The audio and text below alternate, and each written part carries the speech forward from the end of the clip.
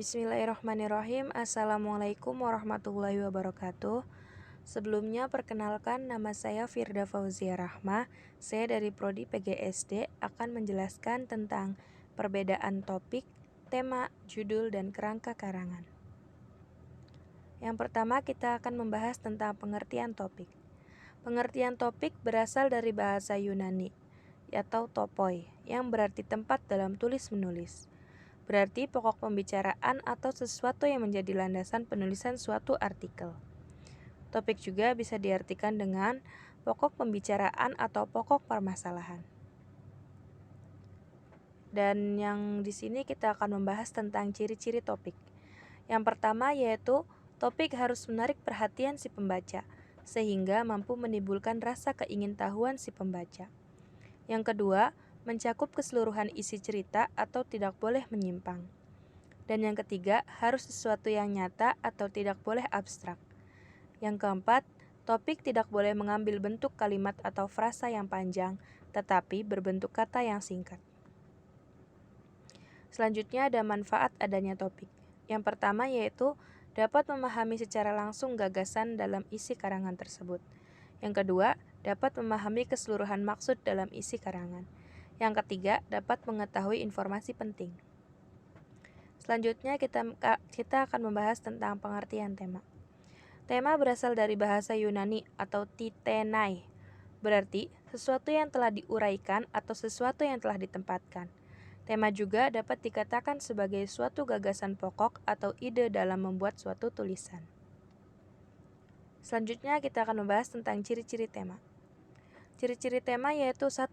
Dalam novel dan cerpen, tema biasanya dapat dilihat melalui persoalan yang dikemukakan.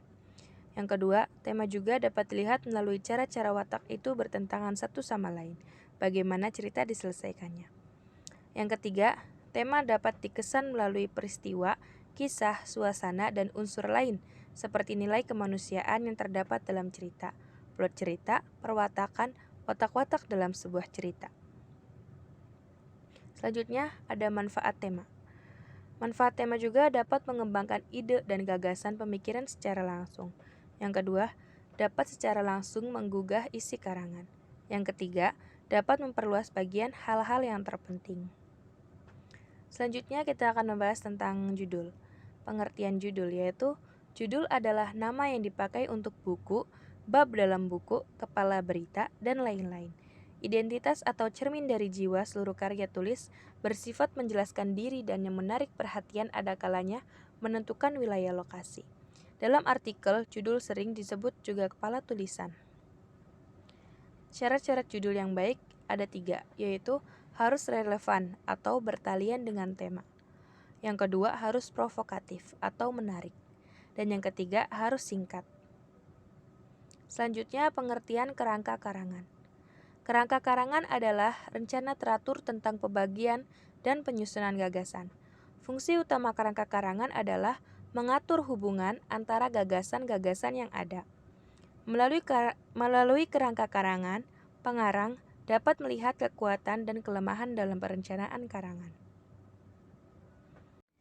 Selanjutnya kita masuk ke manfaat kerangka karangan, yaitu 1. Mempermudah pembahasan tulisan. Yang kedua, menghindari isi tulisan keluar dari tujuan awal. Yang ketiga, menghindari penggarapan sebuah topik sampai 2 kali atau lebih. Yang keempat, memudahkan penulis mencari materi tambahan. Dan yang kelima, menjamin penulis bersifat konseptual, menyeluruh, dan terarah. Dan yang keenam, memudahkan penulis mencapai klimaks yang berbeda-beda. Selanjutnya ada syarat-syarat kerangka karangan yang baik. Yang A yaitu pengungkapan maksudnya harus jelas. B. Tiap unit dalam kerangka karangan hanya mengandung satu gagasan. C. Pokok-pokok dalam kerangka karangan harus disusun secara logis. D. Harus menggunakan pasangan simbol yang konsisten.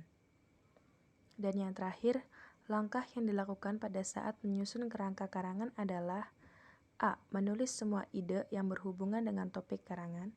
B. Menyeleksi gagasan-gagasan yang dituangkan.